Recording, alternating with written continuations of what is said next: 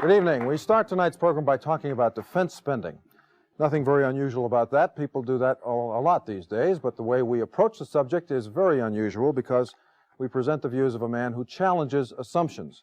That's an exciting prospect because it forces us to examine our own ideas that often make us feel secure. Feeling secure in a world of superpower confrontation in the age of nuclear missiles is hard to do. And many of us cling to ideas of defense that are familiar and comforting. Not the man you're about to hear. He is Noam Chomsky, one of the world's leading authorities on linguistics. He teaches at MIT, and a prolific and provocative analyst of world affairs. I talked with him when he came here this winter to speak at the University of Minnesota. Now, Chomsky has an idea about the nature of the Cold War and how it has us hurtling toward nuclear disaster. It is an idea we never hear included in reporting or interpretation of world events by our mainstream news media. Chomsky considers them a major part of the problem. Here's how he traces the roots of the Cold War. During World War II, the State Department and the Council on Foreign Relations, that is the big business-oriented group that involves itself in national policy making, together they planned the shape of the turf they wanted to control economically after the war. Here's what that turf included: the Western Hemisphere, the Far East, and the former British Empire at the least. The question was, how about the Soviet Union and the turf it collected during the war? Of course, the Soviets had an answer for that. Yet. Chomsky says that even though all this is documented, no one has ever been willing to talk about it, not even scholars. That is part of the cost, he says, of our living according to values imposed by the United States stance in the Cold War confrontation. Well, the Cold War then continued, and I think it continued because, in fact, it's very functional for the two superpowers. And if you look at the incidents of the Cold War, you can see exactly how it works. I mean, when we want to invade some country or subvert its government, let's say overthrow the government of Guatemala in 1954, the government can't come to the American people and say, look, there's a democratic government in Guatemala which is carrying out New Deal measures and trying to improve the lot of poor peasants and giving them, unused land that's owned by the United Fruit Company, and therefore we have to overthrow it and put in a gang of monsters who are going to destroy the unions and carry out genocide. You can't say that. So what we say, that's in fact roughly what was happening. What we have to say is, well, we have to defend ourselves from a Russian attack. And I say Guatemala is an outpost of international communism, and the communists are brutal as they are, and so on. And if we don't stop them there, they're going to be in New York before you know it. And that's sufficient to frighten the population, and then we can overthrow the government of Guatemala. And they can count on the New York Times and the media to give that story, which they did. The press loyally reported the government propaganda story for many years. In fact, even today, they've barely unearthed the truth about it. But given that they can count on, and that's a typical Cold War incident. Same with the Russians. I mean, when the Russians invaded Hungary 2 years later, they didn't tell their population, look, there's a socialist revolution going on in Hungary, and there are workers' councils taking over industry. Therefore, we have to move in and destroy it. Can't say that. So what they said is, well, Hungary's being taken over by fascists who are working for the CIA, and pretty soon they're going to be in Moscow, so we have to stop it. And the population believed it. Now, and of course the press reported it, because in the Soviet Union they do it by order of the state. That's a different system than ours. Here they do it by moral cowardice and class interest. There they do it by threat of state violence. But the effects are very similar, and that's the way the Cold War has been going. You pick any incident and you'll find out this is exactly the way it worked. On one level, you talk about the military threat. What about the threat that corporate America says it sees, creeping socialism? What's the story on socialism in the Soviet Union and on America's perceptions of it and Russian perceptions of it? That's a very interesting example of the way propaganda works. In fact, this is one of the greatest achievements of 20th century propaganda, I think, has been to identify the Soviet Union with socialism. Now, in fact, there are two major propaganda systems in the world, ours, which is the dominant one, and the Soviet one, which is the secondary one. And when they agree on something, it's very hard for anybody to break out of that. And they agree on this. I mean, the American propaganda system insists that what's happening, we call it the socialist world. The reason we do it is to try to defame socialism by identifying it with the Russian dungeon. Now, the Russians also call their system socialist, and the reason they do it is to try to pick up the credit of socialism, to overcome the sort of tarnished facts about their own, their own dungeon.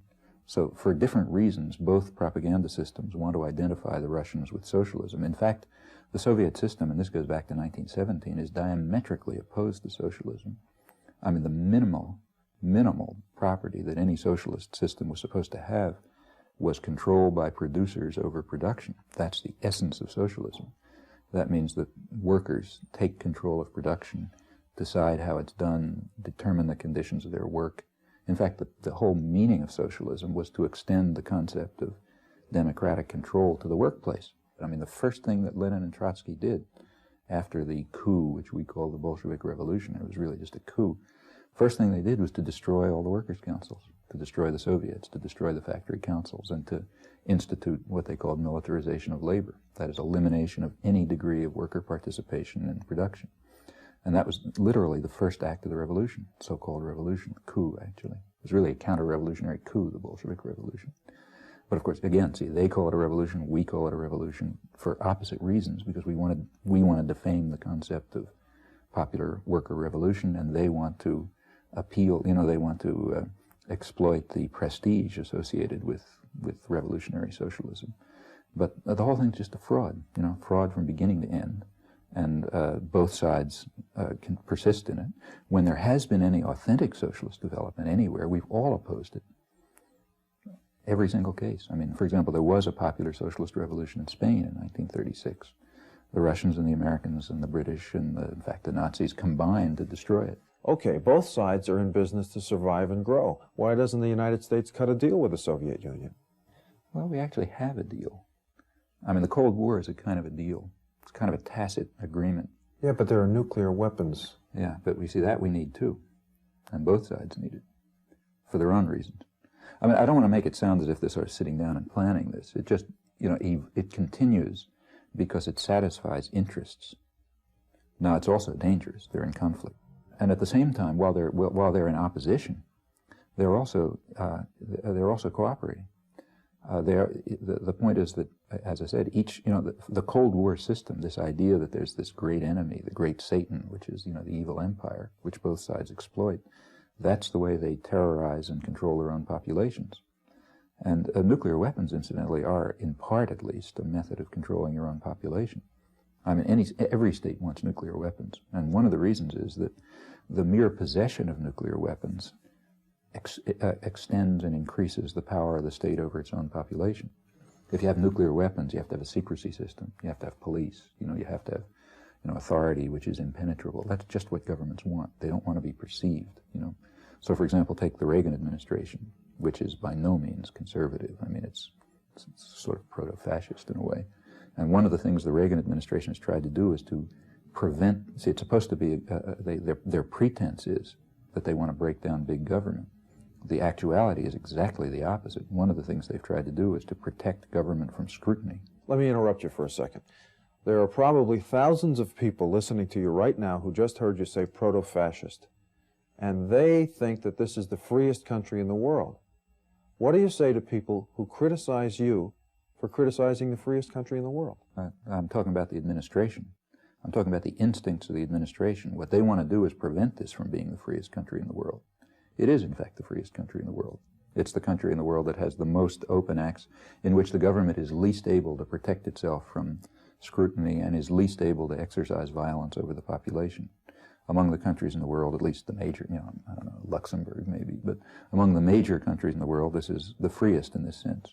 But the instincts of the Reagan administration and their efforts are to try to overcome that, what they regard as a defect in the American system, namely that it's a free and open society. So, in fact, if you look at the policies of the Reagan administration, what are they, after all? Their major social policy is to create a powerful state. They're, in fact, increasing the role of the state in the economy. Just the opposite of what they're pretending to do. That's what the military system is about. The big military production has nothing to do with defense of the United States. In fact, you can see that. Their pretended justification was what they called a window of vulnerability. But the window of vulnerability was a fraud, and they now, in fact, concede that it was a fraud. The Scowcroft Commission conceded that it was a fraud, but they continue. And the reason has to do with something totally different. That's the way in which the state intervenes in the economy. The state intervenes in the economy by creating a huge government market, state market, for high technology production called armaments. And that's the way you give a subsidy to the advanced sectors of the industrial economy. Are weapons the only commodity that you can make this work on? See, the reason is that if the government were to become involved in useful production for the market, say automobile production or subways or something, if it was to do that, it would begin to interfere with the prerogatives of big business. See, as soon as the state begins to interfere in the market system, it's constraining the operations of business. Now, this is a business-run government, and policy has to be designed so it doesn't interfere with the rights and prerogatives and power of big business. In fact, policy has to be designed so it supports them.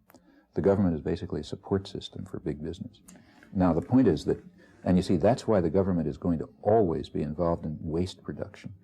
It's going to be involved in the production of high-technology waste. And furthermore, it has to be rapidly obsolescing high-technology waste, because you got to keep replacing it.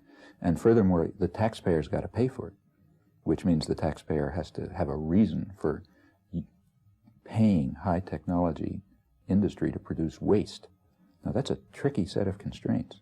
Very hard to convince people. You can't come to people and say, look, you guys have to give your little bit of money that you have as a gift to the rich and powerful so that they can produce waste to be thrown away.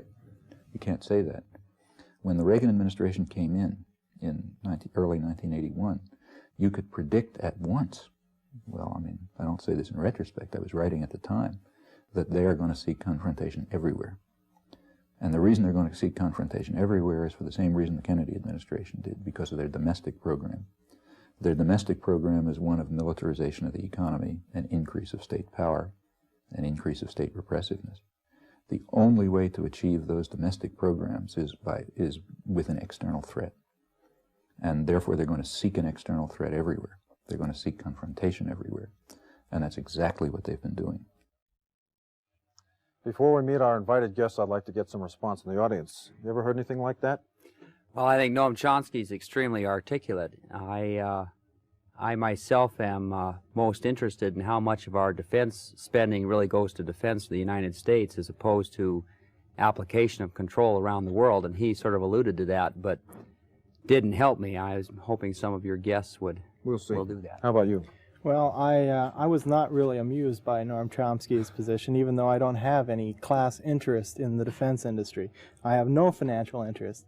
And I think really his thesis falls of its own weight. For example, his argument of an increased governmental role of the state in the Reagan administration, which he labeled proto-fascist, a totally fantastic and extreme claim, falls of its own weight.